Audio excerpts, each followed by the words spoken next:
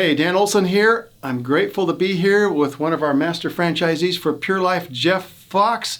And he's been in the program now for some time and started with a bang. So Jeff, how did you hear about franchising at Pure Life or any of that? Have you ever been involved with franchising even before? No, never been involved before. And so, it's kind of that world you hear about, but you never really know exactly how it works.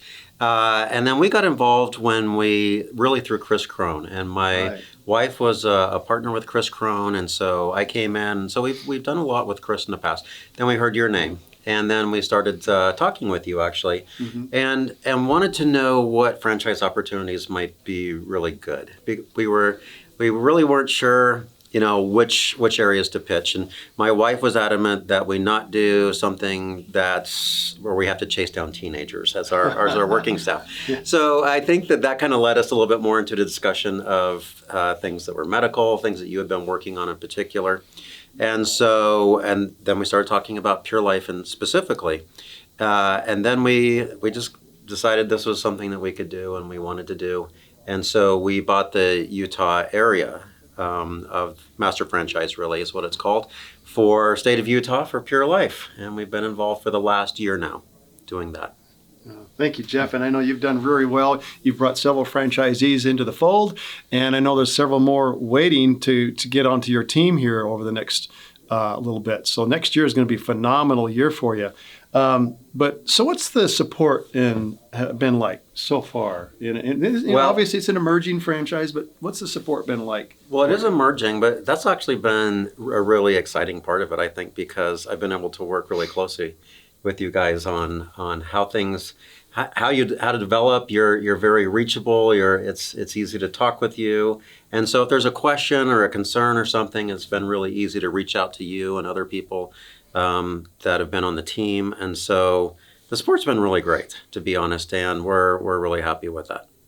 Well, thank you. And I know you've added a lot to some of the things that, as an emerging franchise, that we continue to strive to get better at. And of course, with any type of business, there's always going to be challenges and things that hurdles you have to get over. And what have been some of the things that you've had to jump over and get involved with? Well, I think that there's only a couple of hurdles, really. I mean, the whole concept of franchising is so nice because so much just gets packaged for you, and people's wisdom and information and contacts and things like that all get packaged up for you.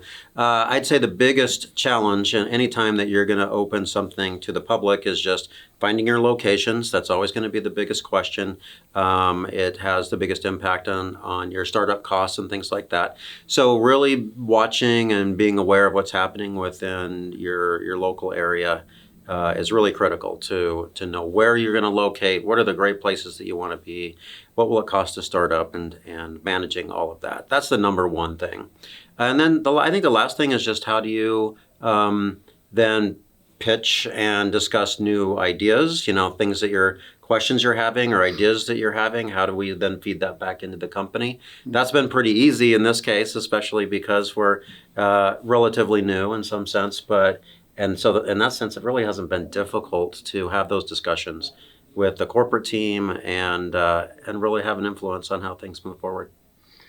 Thank you, Jeff. And Jeff, you acquired the master franchise, or the correct terminology is called an area representative in the legal ease.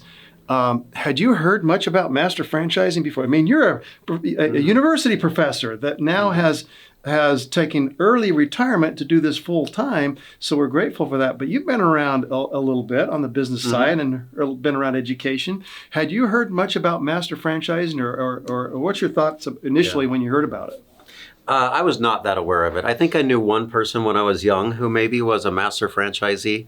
So the concept was somewhere in my head, but I really hadn't thought about it and what it entailed and how it worked. And so it was really a bit of a new concept for me to figure out how that would all happen. Not that it's a difficult concept, but I really wasn't into the details of how that would all work until we really started having conversations with you. And then you kind of explained that to us, and we saw your presentations too with Chris Crone, and that was super helpful. And we just started thinking, okay, this is something we can do. This is something we want to do. And the master franchise, I think, is a good way to go. Well, thank you. Yeah, master franchise is what I've been calling over the years the best kept secret in business today, because not only can you get your return back fairly quickly as you sell the franchises, you get a piece of the franchise fee, but you get to enjoy the ongoing royalty that comes in off of those franchises, as well as some wholesale distribution income, as well as maybe some open up your own location, I think, which is Jeff is in the process of working on doing. But the other thing is that we've been working with now with our partner Dolph, is that we are building a commercial real estate master franchise program. So it's commercial real estate for master franchisees. And so in other words, how can you acquire commercial real estate and then lease that back to your franchisees that come in your area and enjoy not only the income and the capital gains that can come from building a business, but now you've got a real estate mini empire in your own area. So that's some great things to come yet. I know you've been involved with Dolph a little bit on some of that too. So yes, that's kind of the dream scenario, really, when you think really about it. And we learned a lot of that talking with Dolph over the last year. And yeah, so it's great to not only do you keep your eye on things that are for lease, but keep your eye on things that are for sale.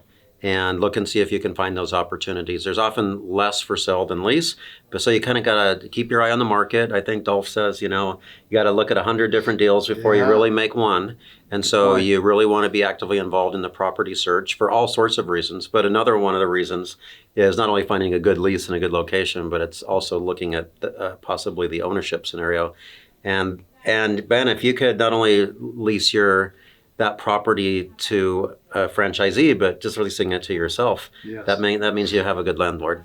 Absolutely. Okay, so as a master franchisee, you get to do some great things for these people.